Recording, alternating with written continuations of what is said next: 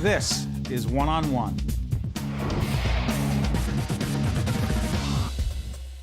I've been saddled with the same living room furniture for 30 years, all mismatched and grotesque. Every stain on every piece of fabric, a reminder of something horrible, some disastrous day I had to live through. Is it too much to want a fresh start? Is it too much to hope for a clean palette? Huh? I look at that sofa. Ugh, I know it was cream when we bought it. It's just a washed out color of dashed hopes. You are good. You are great.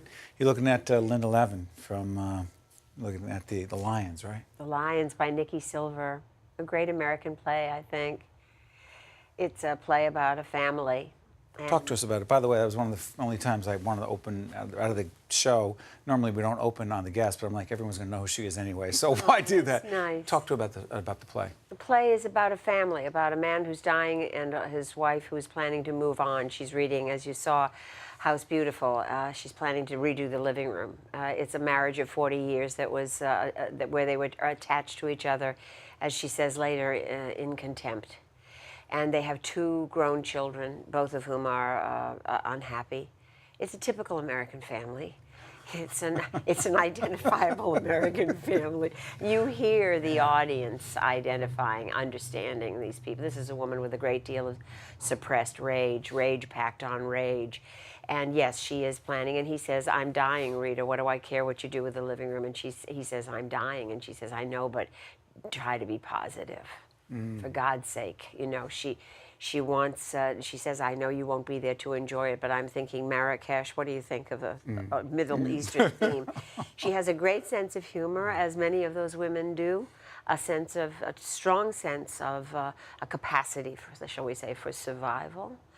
And she's surrounded in loneliness and the job of being a wife and mother, which is true of many women of that generation, of the generation that we come from, and of women today even, who are identified by their children as a mother. And what I love about this play is that he's given me a hopeful ending. This woman comes to life for herself after the death of this grumpy old man, and she decides that she's going to move on. She's going to have a new life. And that liberates women and men in the audience. You can hear it. The exit is heralded with applause. People are thrilled. They are liberated. They are validated. That kind of writing doesn't come along very often. As we do this program in the middle of June, this play is coming to an end. Yes, July 1st is our last day, a Sunday afternoon. We're going to be closing. This show will be seen before that, after that, but having you on, we just need an excuse to have you. Oh, I'm happy to be here. Thanks.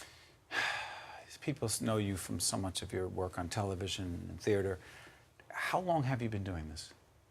I've been doing theater since I came to New York after I graduated from the College of William and Mary. And I came to New York in 1960. I wanted to be an actor. I had been training in theater at William and Mary, which had a wonderful, small, but dynamic theater department. I'd been working in summer stock in your home state, actually. I worked for St. John Terrell at the Camden County Music Circus. That was my first professional job. Yeah, I was in the chorus. See, I can sing, so I could get into choruses, where it was hard to get auditions for plays, for readings as an actress. But I could sing, and you can always get to chorus calls. So that's where I started, in Camden, New Jersey, because I had family friends who lived there. And went back to school, finished, came to New York, and auditioned for choruses and got into a Broadway show in 1960 and met Hal Prince when we were in Philadelphia trying out the show, and he pulled me out of the chorus and gave me 5 speaking parts. And to this day, we are still friends. And I'm booked to be in his next Broadway musical called Prince of Broadway, which hopefully will start rehearsals next fall. Terrific. So it's a long-term, long-time friendship and relationship. He's been a great mentor to me. Promise you'll come back to talk about that then. You just asked me. I only live around the corner. We love that. Easy. Hey, did you ever dabble in television? I dabbled. That's good. I like that. Do you mind? It was a 9-year dabble. It was more of a dribble. Do you mind if we put up the picture? No. Put it up, folks. Oh, there she is. There she is. That's the cover of TV Guide. 1976 to 1985. 9 years. Yeah. How much, oh, God. Did it change everything about your life? Everything. Alice. Politicized me. Made, totally. In so many ways. In so many ways. I mean, when I got the job, I knew that it behooved me to learn about single mothers and working women. So I went to Gloria Steinem, whom I had met briefly, and she hooked me up with writers and columnists and news people who were writing about working women. And I learned that Alice represented 80% of all the women who work in this country, blue and pink collar women, 80% of all the working women who were still struggling at 69 cents to the dollar that men were making for the same quality of work. Same work. And so suddenly I had a rhetoric, suddenly I had a commitment, but I was an actress and I had a job, and that was the basic fact. Right. Then, after the first few months of being Alice and being on television, I began to be invited to speak at ERA conventions, at marches for the Equal Rights Amendment, at labor conferences, because I represented those women and those men who were also single parents or who had been raised by single parents. Right. I had never spoken in front. I mean, I found myself in front of the Washington Memorial, standing on a stage with Pete Seeger singing. I was meant to talk to thousands of people, and I had never done that before. So the first time I went to speak to a group, I thought, what? So I thought, I know what to do. I'll wear the Alice uniform, and she will speak for me. And they drove me into the park in a limousine, and I said, get me out of this. This is not the point. This is about working people. So we walked into the park together, and all I had to do, and I did it for years, was show up in Alice's uniform.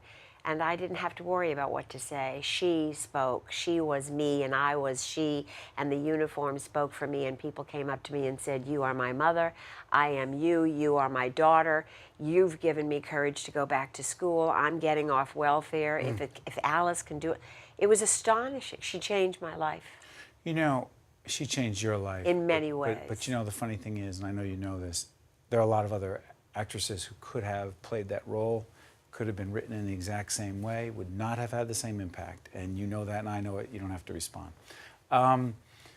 What else is coming up? I'd like to respond, though, and I'll tell you, the fact is that was the time when a lot of people were responding.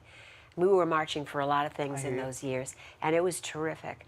And it did bring me into a reality that I had never wanted to be in, never thought, you know, that I would be able to do it. So in that way, she changed my life. She also made me financially secure and gave me the power to direct and to produce movies for television. So I did a lot of movies about women who walk through fire. No, what I meant was, I'm not sure that any other actress would have gotten the same thing, gotten the same reaction. That's what I meant. Thanks, hey, I appreciate it. You have some music coming out. I have some music coming Come on. I have a CD called Possibilities. What kind of music are we talking about? Jazz, standards. It might as well be spring as a bossa nova. Small Hotel. I do a Donald Fagen song called Between the Raindrops. I do a variety of music, which I do in my act, which I will be performing at 54 Below, a new club that just opened last week. And I'll be there September 17th and 23rd. My musical director is Billy Stritch. My drummer is my husband, Steve Bakunas. And a great bass player, Steve Doyle. All the Steves. You do come. it all. You have to come. Exactly. I do as much as I can because I love it and I want to do it. Is that the old location of studio? Yeah, 54, exactly. It's underground, though. Back in the day, never mind. Okay. Okay. See, I never did. You know, listen, Linda Lavin is, right now as we do this program, she's performing in the Lyons, but she has so many other things coming up. Do you have a website people can check out? I do. It's called the Authentic Linda Lavin. Actually, it's a Facebook. I don't have a website. Right, Facebook. I'm on Authentic Linda Lavin Facebook, not the fan Facebook, but there's an authentic one. It'll give all the information.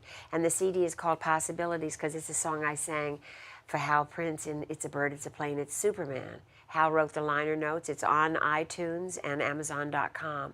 And it's a cool CD. You take it on vacation.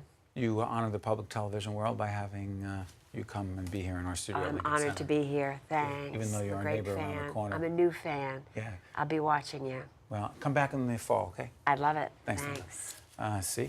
great people here at the Tisch WNET studio. That's why you have to watch. Be right back after this. Thank you. This special edition of One-on-One with Steve Adubato is brought to you from the Tisch WNET studios at Lincoln Center. Funding has been provided by Caldwell College, New Jersey Manufacturers Insurance Group, auto insurance, homeowners insurance, and banking under the principle of stewardship. QualCare Inc., a local managed care company covering 750,000 New Jersey residents. And by Verizon Communications. Promotional support provided by The Record, North Jersey's trusted source, and NorthJersey.com. Transportation provided by Airbrook Limousine, serving the metropolitan New York, New Jersey area. One-on-One with Steve Adubato has been produced in partnership with St. Joseph's Healthcare System.